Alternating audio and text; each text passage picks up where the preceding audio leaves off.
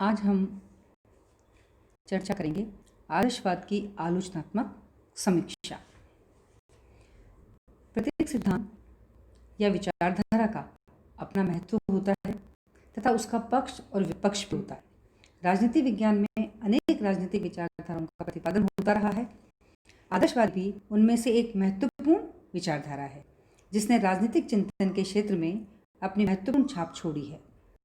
इस विचारधारा की जो कुछ भी कमियां हैं उन्हीं को आधार बनाकर इसकी आलोचना की गई है और प्रमुख राजनीतिक विचारक जैसे हेरोल्ड लॉस्की, मैकाइवर, डिगविट तथा ब्लंशली आदि जो विचारक थे, है ना, ये आदर्शवाद के कटु आलोचक रहे हैं और इन विचारकों ने आदर्शवाद की जिस आधार पर आलोचनाएं की हैं उनका अध्ययन हम करते हैं।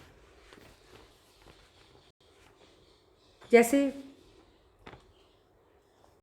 लेखक ने कहा है कि आदर्शवाद केवल आध्यात्मिक सिद्धांत है ना। आदर्शवाद के लिए क्या कहा गया है कि आदर्शवाद केवल आध्यात्मिक सिद्धांत है।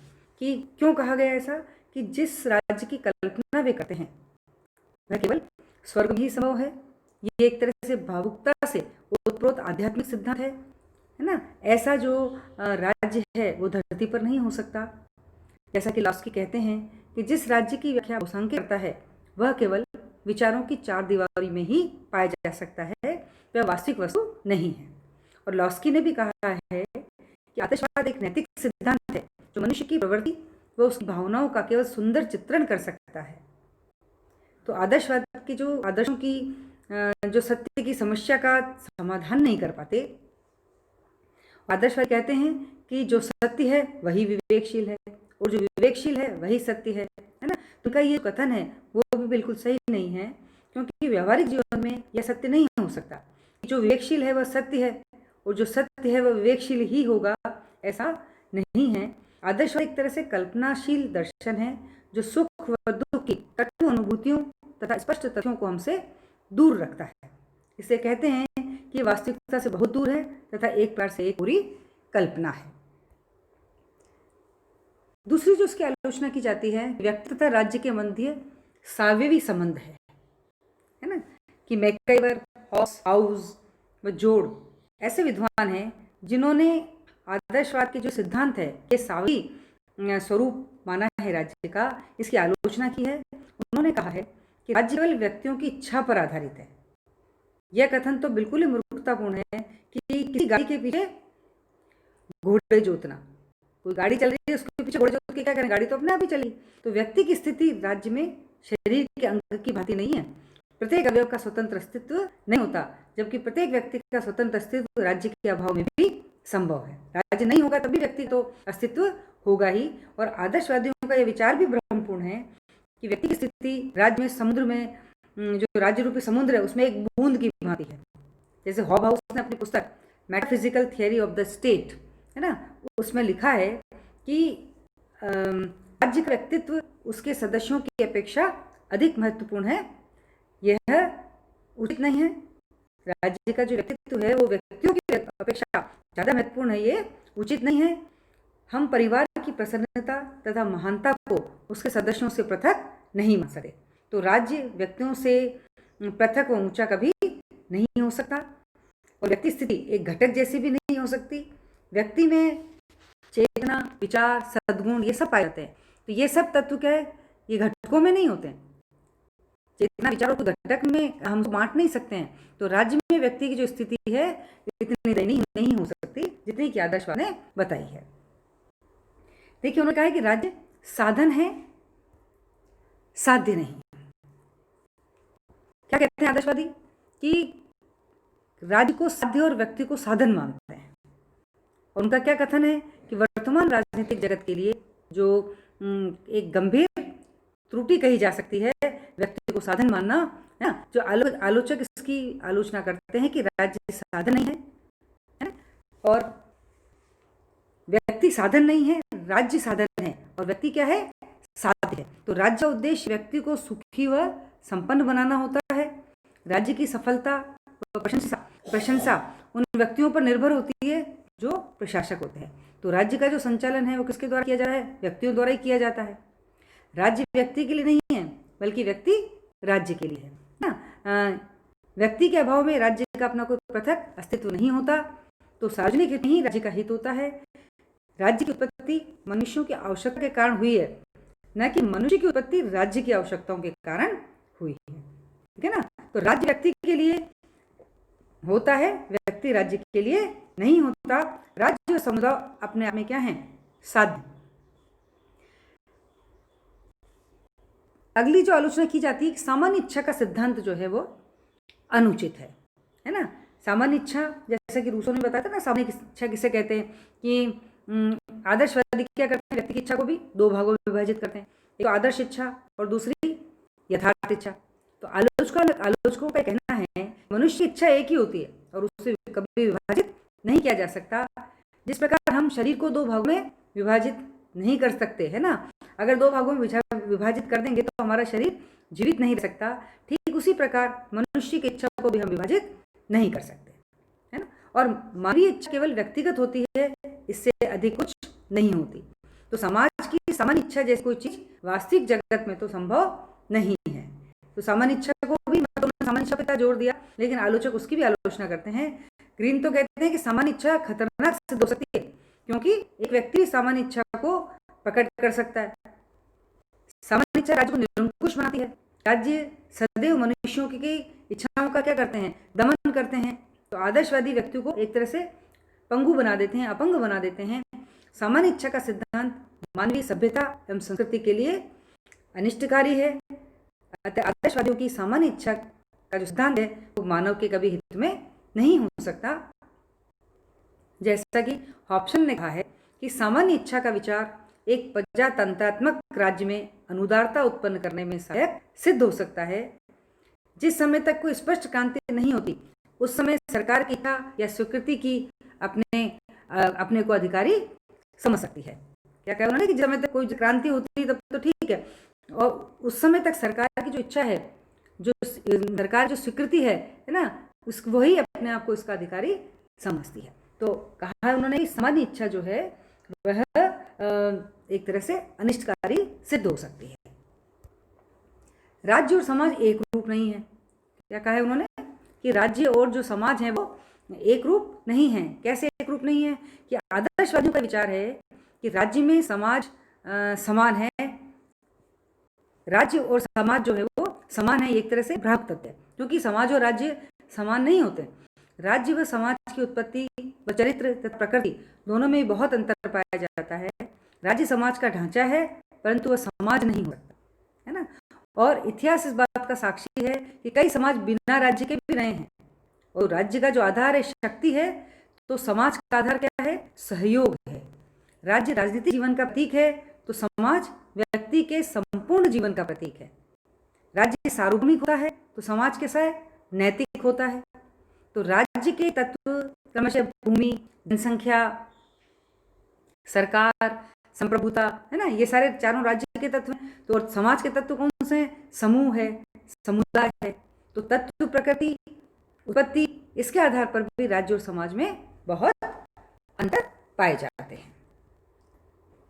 उसके बाद ये कहा गया है कि अंतर्राष्ट्रीय कानून व शांति के लिए भी ये घातक है। अंतर्राष्ट्रीय कानून और शांति के लिए इसको घातक माना गया है। ऐसे इसको घातक माना गया है कि आदर्शवादियों की आलोचना करते हुए कहा जा सकता है कि अंतर्राष्ट्रीय कानून और शांति में विश्वास नहीं करते। आदर्शवादी विचारकों ने राज्य की महिमा का अधिक गुणगान किया है। वे राज्य को, है ना, उन्होंने बहुत ही ज्यादा गुणगान किया है इन लोगों ने कि राज्य की महिमा। आदर्शवादी केवल राज्य की ही बात करते हैं। वे राज्य को सर्वोच्च और संपूर्ण मानते हैं, और राज्य की सर्वोच्चता के कारण वे अंतर्राष्ट्रीय संगठन व कानून को महत्व प्रदान नहीं करते। हीगल युद्ध को अनिवार्य मानकर विकास करना चाहते हैं, है ना। अतः आदर्शवादी युद्ध में विश्वास करते हुए विश्व शांति को भंग करना चाहते हैं। और वर्तमान की यह मांग है कि समस्त प्रकार के राष्ट्रीय व अंतर्राष्ट्रीय विकास सहयोग व शांति से ही संभव है। कोई भी विकास अशांति से नहीं होता, युद्ध से नहीं होता, है ना। शांति से ही विकास संभव है। युद्ध तो किसका मार्ग है? विनाश का मार्ग है। अकेले राज्य का कोई अस्तित्व व कल्पना कभी भी हम नहीं कर सके। अतः वर्तमान में आदर्शवादियों का यह विचार भी बहुत चुनौती को निमंत्रण देता है कि अंतर्राष्ट्रीय कानून जो है ना, ये शांति के लिए घातक हैं। फिर उन्होंने कहा है कि राज्य जो है वह सर्वशक्तिमान है। उनका कहना है कि राज्य सर्वशक्तिमान है, लेकिन आदर्शवादियों का यह मानना व्यक्ति और समाज के लिए अहितकारी है। उनका यह दृष्टिकोण बिल्कुल ही अनुचित और अव्यवहारिक लगता है, क्योंकि लॉस्की कहते हैं, कॉल कहते हैं कि आदर्शवादियों के तानाशाही राज्य की आलोचना, मतलब उन्होंने तरह से आदर्शवाद ने तानाशाही स्थापित करने की कोशिश करी थी राज्य की, तो लॉस्की और कोल वो इस तानाशाही राज्य की आलोचना करते हैं। राज्य सब वो कहते हैं कि राज्य जो है समुदायों का समुदाय है, वह कभी भी सर्वशक्तिमान नहीं हो सकता। तो राज्य कानूनों के माध्यम से कार्य करता है और कानून केवल व्यक्तियों के बाहरी कार्यों को ही नियंत्रण कर सकते हैं। वर्तमान में सीमित व व्यवहारिक शक्ति जो धारक शक्ति जो है वह राज्यों की क्या है, मांग है, सीमित होनी चाहिए, व्यवहारिक शक्ति होनी चाहिए। और वर्तमान राज्य तानाशाही व अत्याचारी नहीं होते, बल्कि कैसे राज्य हैं आज के, लोक कल्याणकारी व समझौतावादी राज्य है। राज्य सामूहिक रूप में सर्वशक्तिमान नहीं है, क्योंकि उसके अधिकार बाहरी रूप से अन्य अधिकारों से क्या होते हैं, सीमित होते हैं, और उसके गृह संबंधी अधिकार स्वयं उसकी प्रकृति तथा उसके व्यक्तिगत सदस्यों के जो व्यक्तिगत अधिकार हैं उनसे सीमित होते हैं। तो इसलिए हम कह सकते हैं कि जो राज्य है वो कभी भी सर्वशक्तिमान नहीं हो सकता। इसी तरह से कहा है कि नैतिक और राजनीतिक कार्यों को समान मानना अनुचित है ना, कि हॉब्स ने आदर्शवाद की आलोचना करते हुए कहा है, देखिए कि राजनीतिक व नैतिक कर्तव्यों को समान मानते हैं, यही उनकी भूल है।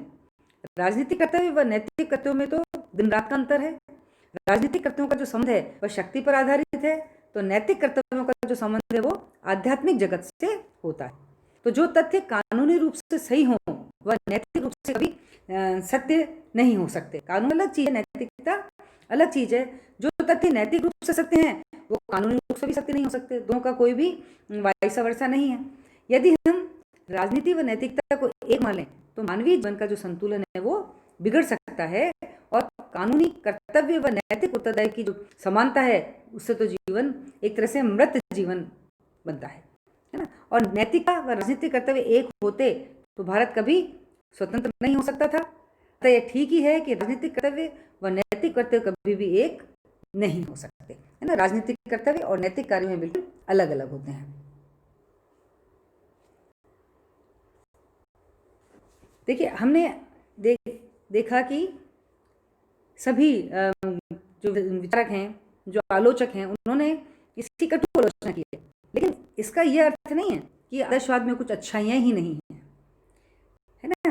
हम इसका आदर्शवाद का हमने पहले सिद्धांत देखे, इसकी विशेषताएं देखी हैं, आज हमने इसकी आलोचनाएं देखी हैं, है ना। तो हम इसके पक्ष और पक्ष के पश्चात भी इसका कह सकते हैं कि भाई इसका महत्व है, जिसके आधार पर हम इसका मूल्यांकन कर सकते हैं। क्या महत्व है, देखिए इसका पहला हम महत्व इसका देखते हैं। आदर्शवाद जो है राजनीति व नीति शास्त्र के बीच संबंध स्थापित करता है, और नैतिकता के अभाव में राजनीति के विकास कभी संभव ही नहीं है। यदि राजनीति व नैतिकता को पृथक कर दिया जाए तो व्यक्ति और राज्य के लिए यह क्या होगा, घातक सिद्ध होगा। तो राजनीति का अध्ययन नैतिक आधार पर ही किया जाना चाहिए, और ग्रीन व गांधी जो हैं दोनों ही राजनीति व नैतिकता के मध्य एक प्रकार से घनिष्ठ संबंध स्थापित करते हैं, है ना। तो ये हम कह सकते हैं कि भाई वास्तव में नैतिकता के अभाव में राजनीतिक विकास संभव नहीं है।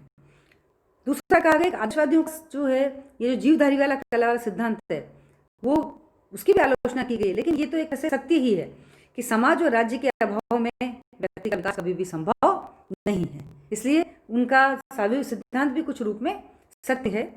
उदारवादी आदर्शवाद का यह विश्वास ही है कि प्रत्येक व्यक्ति द्वारा उपार्जित सुख सर्वोत्तम होता है। मनुष्य का सर्वोत्तम गुण है उसकी आत्मा व बुद्धि के अंदर उचित समन्वय होना चाहिए। आदर्शवादी केवल भौतिक संतुष्टि पर ही बल नहीं देते हैं, देखिए, वरन ये आध्यात्मिक उन्नति को भी महत्वपूर्ण मानते हैं। आदर्शवादी बल को समाप्त कर, बल शक्ति को समाप्त कर इच्छा को ही राज्य का प्रमुख आधार मानते हैं, और आदर्शवाद सत्य, ज्ञान व अनुभव के आधार पर आधारित विचारधारा है, इससे हम नहीं हट सकते। और ये मानवीय स्वतंत्रता, अधिकार, राज्य की मांग आदि का बहुत ही अच्छी तरह से वर्णन करती है ना। तो देखिए कि आदर्शवाद का जो संबंध है वो विचारों से है, आदर्शवादी मानव मस्तिष्क की भांति राज्य को आदर्श मानते हैं।